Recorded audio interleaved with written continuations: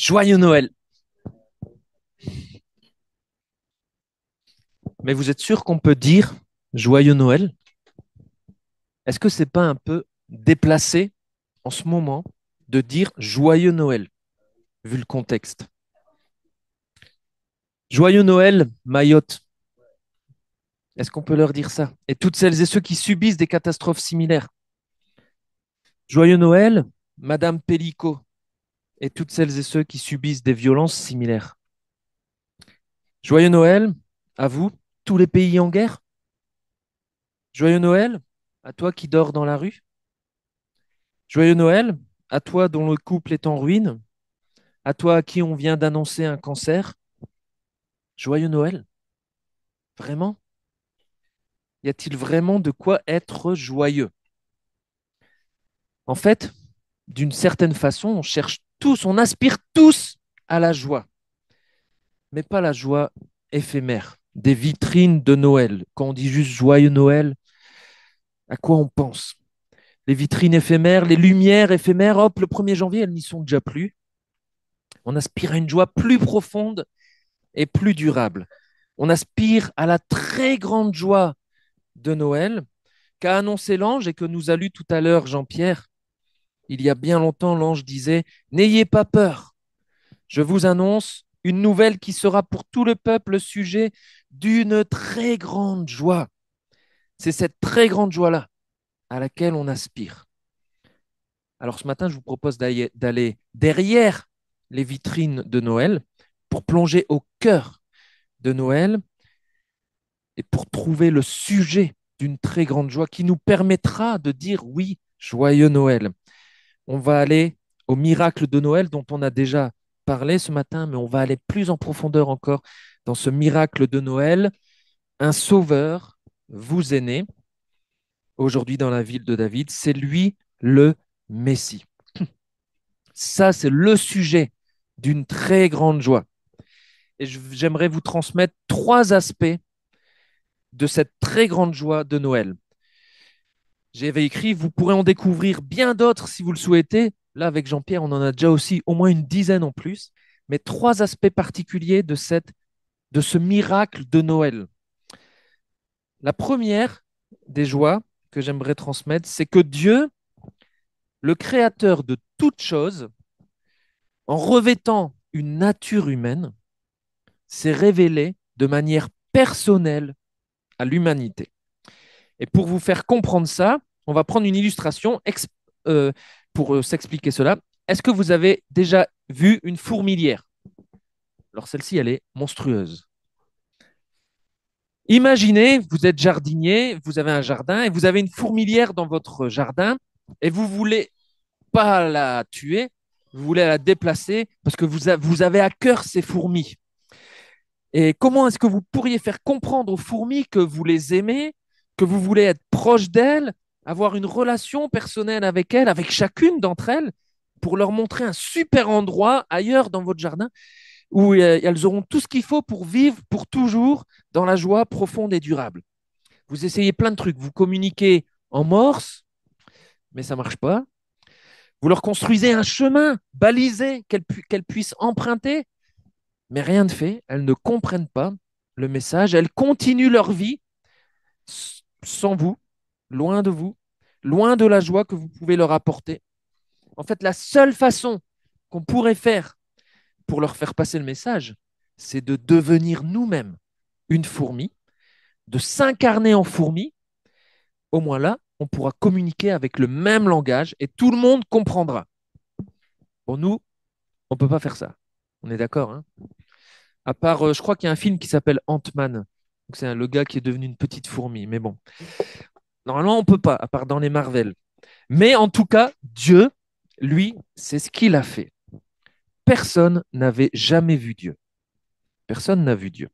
Mais il s'est révélé en nous en s'incarnant dans un corps humain, Jésus. En Jésus, le Dieu invisible s'est rendu visible. Il est devenu homme. Il a vécu parmi nous. Le grand Dieu de l'univers tout-puissant a été avec nous. Il a marché, il a foulé notre terre. Je ne sais pas si vous connaissez cet homme. Il s'appelle James Irvine. C'est un astronaute américain.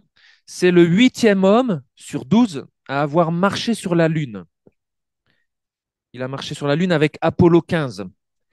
Et après son retour de la Lune, il disait régulièrement ceci: le plus important n'est pas qu'un homme ait marché sur la Lune, mais que Dieu ait marché sur la terre dans le corps de Jésus-Christ. Ça, c'est le miracle de Noël. C'est la manière qui convient le mieux pour se révéler à l'humanité comme étant un Dieu personnel, un Dieu relationnel. Et par ce miracle, c'est la joie de Noël. Je sais que Dieu est un Dieu qui veut être proche de moi, un Dieu qui vient à moi, un Dieu qui veut être en relation avec moi, un Dieu qui cherche depuis la nuit des temps à être en relation avec ces créatures qui lui ont tourné le dos. Et à ma connaissance, il n'y a aucune autre religion, aucune autre spiritualité dans laquelle je peux être connu et dans laquelle je peux connaître personnellement la divinité et avoir une relation personnelle et libre avec elle. La joie de Noël, c'est que grâce à Jésus, et peu importe les circonstances que je traverse, je peux avoir une relation personnelle avec Dieu lui-même, qui me connaît personnellement, qui m'aime et avec lequel je peux parler librement. Et ça, oui, c'est profondément réjouissant. Oui, Noël est joyeux pour cette première raison.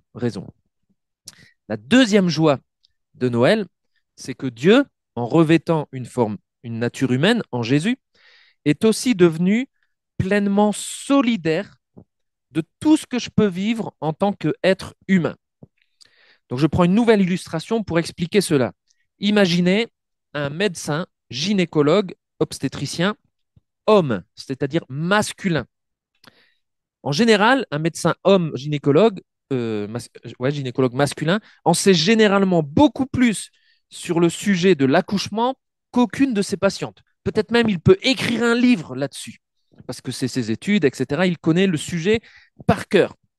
Mais parce qu'il est mâle, masculin, il n'en fera jamais personnellement l'expérience. Seule une femme, médecin, pareil que lui presque, mais elle qui aurait mis au monde aussi un bébé, sera mieux placée pour comprendre les autres femmes qui ont aussi des bébés. On est tous d'accord? Enfin, les femmes, vous êtes d'accord? Enfin, moi, je suis d'accord, je n'ai pas l'expérience de la douleur que ça peut faire, etc. Mais voilà. Eh bien, à Noël, Dieu qui a revêtu la même nature que nous, les humains, en Jésus, eh ben, il a vécu ça. Dieu, en Jésus, a vécu tout le développement d'un être humain, depuis la conception, la naissance, en passant par la croissance, jusqu'à l'âge adulte et la mort. Il a connu, il a expérimenté un épanouissement physique, intellectuel, spirituel, comme tous les enfants. Jésus a dû apprendre aussi pour savoir, vous allez à l'école, Jésus, il a dû apprendre aussi des choses aux côtés de son Père. Jésus a vécu au sein d'une famille dans laquelle il a sans doute éprouvé des joies et des peines. Ses frères et sœurs n'ont pas toujours bien compris qui il était. Même ses parents terrestres, Joseph et Marie, qui connaissaient pourtant bien son origine divine, n'ont pas toujours eu pour lui toute la compréhension qu'on aurait pu attendre de leur part. Jésus a exercé un métier aussi, charpentier. Il a connu la faim, il a connu la soif, il a connu la fatigue, il a connu toute la gamme des émotions humaines, le trouble, l'anxiété, les pleurs, l'angoisse, l'admiration, etc. Il a connu des tentations, il a même dû faire des efforts pour accepter la volonté de Dieu. La veille de sa mort, il a prié 3 fois: Seigneur, si tu le veux, éloigne cette coupe de moi. Mais il a obéi, il a accepté cette volonté. Il a connu aussi la souffrance physique, les coups et l'agonie de la croix. Et la Bible nous dit donc que puisqu'il a lui-même été éprouvé dans ce qu'il a souffert, il peut secourir ceux qui sont éprouvés. Puisque Jésus est pleinement homme, eh bien, j'ai en Jésus quelqu'un qui est capable de compatir à mes faiblesses, à mes épreuves, à mes tentations, et surtout quelqu'un qui est capable de venir à mon secours. Si Jésus n'avait pas été un homme, il n'aurait pas pu connaître par expérience ce que je traverse quand je suis tenté, quand je suis éprouvé. Il aurait été comme ce médecin homme qui peut parler d'accouchement, mais qui ne l'a pas vécu. Mais Jésus a vécu tout ce que nous avons vécu. Ça, c'est la joie de Noël. Parce qu'il a vécu en tant qu'homme, il peut compatir pleinement avec moi dans mes expériences de vie humaine et il peut me secourir. Et ça a une portée très pratique dans chaque situation où je lutte, dans chaque situation d'épreuve, je peux réfléchir à la vie de Jésus et me demander s'il n'a pas été confronté à une situation semblable. Et habituellement, après avoir réfléchi un instant ou deux, eh ben, on aura des exemples qui viennent à l'esprit où Jésus a fait face à des situations qui, même si elles n'étaient pas parfois absolument identiques, ressemblaient beaucoup aux situations que je rencontre tous les jours. Puisque Jésus a assumé notre nature humaine en venant à Noël, alors il est véritablement touché par ce que je vis et par, on va dire, les infirmités qui accompagnent toute notre nature humaine. Et donc il a de la pitié, il a de la compassion pour nous qui plions parfois sous toutes sortes de fardeaux. Ça, c'est la grande joie de Noël. La deuxième, même si les autres êtres humains ne comprennent pas ce que je vis, ne prennent pas soin de moi, ne sont pas solidaires avec moi, lui, Jésus, le Dieu fait homme, me comprend. Il sait ce que je vis, il sait ce que je ressens, il est entièrement compassion envers moi et je peux recevoir de lui la compréhension, l'aide, la solidarité dont on a tous besoin. Et ça, oui, c'est profondément réjouissant. Oui, Noël est joyeux pour cette raison aussi. Mais le but suprême du miracle de Noël, la plus grande des joies de Noël, c'est que Dieu, en revêtant une nature humaine en Jésus, Jésus est devenu humain, mais il est resté aussi pleinement Dieu. Et bien, ce faisant, Dieu a fourni à l'humanité la seule et unique solution pour obtenir notre salut et être ainsi réunis avec Dieu pour l'éternité. Parce que Jean-Pierre nous l'a rappelé aussi ce matin, en effet, nous les êtres humains, dès notre naissance, depuis le péché d'Adam et Ève, on tourne le dos à Dieu. C'est-à-dire, on n'en veut pas. Ça, c'est ce qu'on appelle le péché. On tourne le dos à Dieu, on n'en veut pas. Et par nous-mêmes, en fait, on est incapable de nous rapprocher de Dieu. On a beau faire tous les efforts possibles et inimaginables, on ne peut pas. On a beau jeûner pendant 40 jours, on a beau marcher sur des braises ardentes, on a beau monter un long escalier à genoux en priant à chaque marche pour faire pénitence, on a beau faire le vide en nous, etc. Rien n'y fait, impossible de s'approcher de Dieu, d'être uni à Dieu pour l'éternité de cette manière-là. Le péché nous sépare toujours de Dieu. Alors vous voyez, c'est un peu comme l'huile et l'eau. C'est ma troisième illustration. Unir de l'eau à de l'huile, est-ce que c'est possible? Non. Vous avez beau agiter autant que vous voulez cette mixture, vous avez beau déployer beaucoup d'efforts, etc. Vous allez avoir des gouttelettes d'huile qui vont se répartir dans l'eau, etc. Mais elles ne seront pas unies à l'eau. Si vous laissez décanter, hop, rapidement, les gouttelettes d'huile, elles vont remonter et elles vont reformer une nappe d'huile en haut. Ces deux liquides ne peuvent pas s'unir. Seul ce qu'on appelle un corps ambivalent va permettre l'union durable et stable de l'huile avec de l'eau. Alors, est-ce que vous savez quel est le corps ambivalent qui permet d'unir de l'eau et de l'huile? Non, à part ceux qui étaient là hier à la clairière. Est-ce que vous savez quel est le corps ambivalent qui permet d'unir de l'eau et de l'huile? Est-ce que, est-ce que, sauf ceux qui étaient à la clairière, certains ont déjà fait de la mayonnaise? Parce que dans la mayonnaise, il y a de l'eau et de l'huile, hein. Donc, il y a une chose qu'on met dedans. Vas-y, Marie-Rose, dis-le nous. Voilà. Il y a une, pour unir de manière stable et durable de l'eau et de l'huile, on rajoute du jaune d'œuf parce que dans le jaune d'œuf, il y a une molécule, la voici, qui s'appelle la lécithine. Elle est complexe, mais dans cette molécule, il y a deux parties.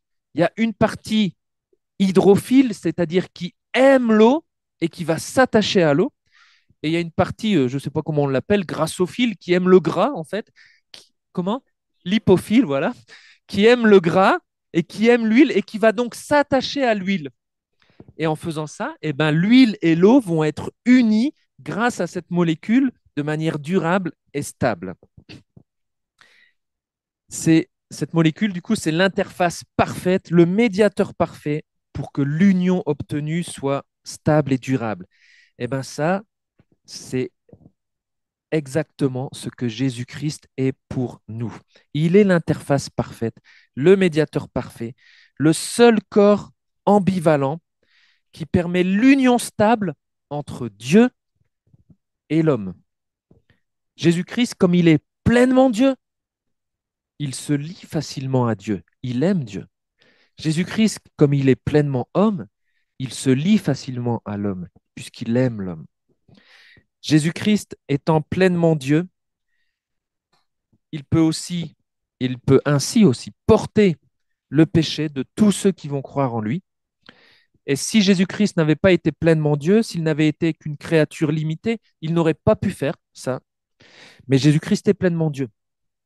Alors il confirme et prouve tout le message de la Bible aussi qu'on lit. Quand vous lisez la Bible, vous verrez que seul l'Éternel sauve. Eh bien, c'est parce que Jésus-Christ est Dieu qu'il peut nous sauver. Aucune créature n'aurait pu le faire, n'aurait pu sauver l'humanité. Donc Jésus-Christ est pleinement Dieu, mais Jésus-Christ est aussi pleinement homme. Alors il peut nous représenter devant Dieu et il peut obéir à notre place sans jamais pécher. Il n'aurait pas pu nous représenter s'il n'avait pas été homme, mais il est pleinement homme. Si Jésus n'avait pas été pleinement homme, il n'aurait pas pu mourir à notre place. Il n'aurait pas pu subir la mort que nous méritons, puisque Dieu cherche à sauver des hommes. Dieu ne cherche pas à sauver on va dire des anges ou des animaux, etc. Il cherche à sauver des hommes, donc Dieu s'incarne en homme.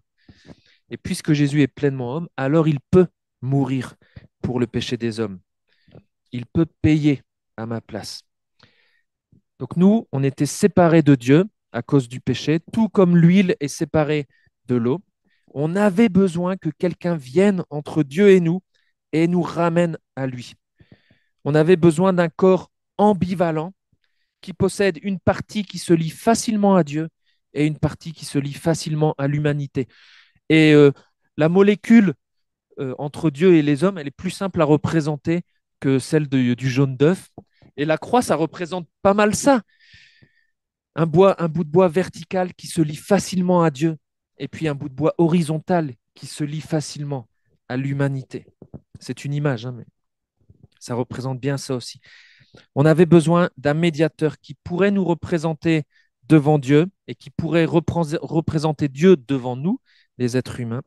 Et il n'y a qu'une seule personne qui pouvait remplir ce rôle, qui peut remplir ce rôle, c'est Jésus-Christ. Il est pleinement Dieu et il est pleinement avec nous. Dieu avec nous, il est pleinement avec nous, il est pleinement homme. Et ça, c'est la grande joie de Noël. Jésus remplit parfaitement le rôle de médiateur entre Dieu et l'humanité, entre Dieu et moi.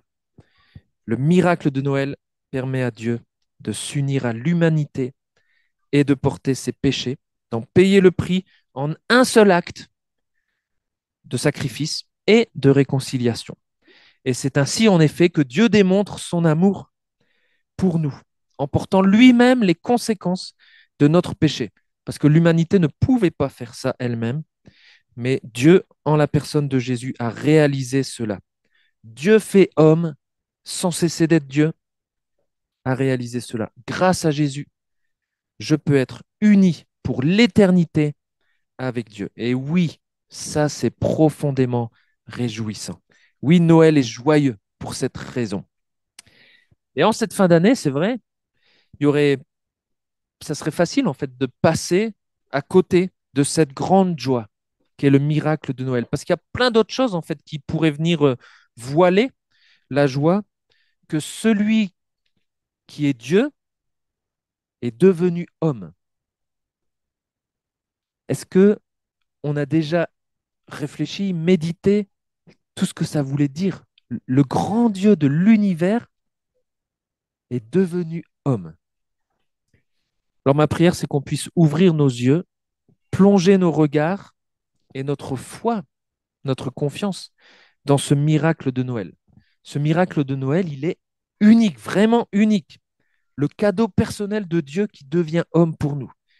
Et en fait, c'est même le miracle le plus extraordinaire de toute l'histoire humaine, de toute même la Bible. C'est même plus extraordinaire que la résurrection, même plus extraordinaire que la création de l'univers. Le Dieu infini, tout-puissant, créateur, éternel, qui s'incarne, qui devient un être humain, qui revêt notre nature, ça restera pour l'éternité le plus grand et le mystère le plus profond de tout l'univers. Alors, est-ce qu'on peut dire joyeux Noël quand même?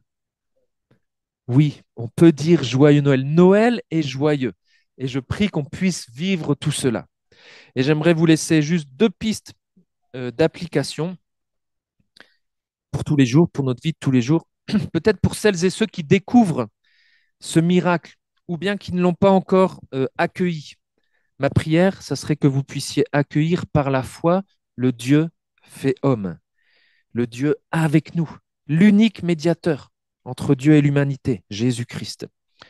Avec lui, vous allez goûter la joie d'avoir une relation personnelle avec Dieu, la joie de recevoir la solidarité de Dieu, et surtout, vous goûterez la joie pleine de grâce d'être unis avec Dieu pour l'éternité. Et à nous, qui avons accueilli et qui avons cru en ce miracle de Noël, réjouissons-nous. Noël est joyeux, réjouissons-nous. Il nous a été accordé le privilège de devenir enfants de Dieu. Alors en cette période de Noël, réjouissons-nous de cette joie-là. Cette période, elle nous rappelle particulièrement que oui, on a une relation personnelle avec Dieu, oui, nous recevons la solidarité de Dieu, sa compassion, et oui, nous sommes unis avec lui pour l'éternité. Mais j'aimerais aussi ouvrir un peu cette application pour nous en nous rappelant une parole de Jésus. Jésus, lorsqu'il priait avant de partir, de remonter au ciel, il priait Dieu son Père et il lui disait, comme tu m'as envoyé dans le monde, comme tu m'as envoyé, comme j'ai été incarné dans le monde, eh ben moi aussi maintenant je les y envoie. Il envoie les disciples, les chrétiens. Et plus tard, Jésus va leur dire directement, comme le Père m'a envoyé, moi aussi je vous envoie. Donc Jésus, il a été envoyé dans le monde par le miracle de l'incarnation. Incarné, c'est quand Dieu devient homme, incarnation. Et ben, d'une certaine manière, il nous demande, il nous envoie nous aussi pour qu'on s'incarne, pour qu'on l'incarne dans le monde. Alors comme Jésus, incarnons-nous, soyons en relation avec notre prochain, soyons solidaires avec notre prochain et surtout incarnons-nous en faisant connaître euh, la bonne nouvelle de Jésus afin d'en sauver de toute manière quelques-uns en leur présentant cette bonne nouvelle, le médiateur parfait qui est venu unir le ciel. Il y a un chant qui dit que ce petit enfant est venu unir le ciel et la terre, c'est ça, l'incarnation de Jésus. Donc à nous aussi maintenant de nous incarner dans ce monde pour présenter Jésus. Soyons témoins de ce miracle, source de grande joie, très grande joie.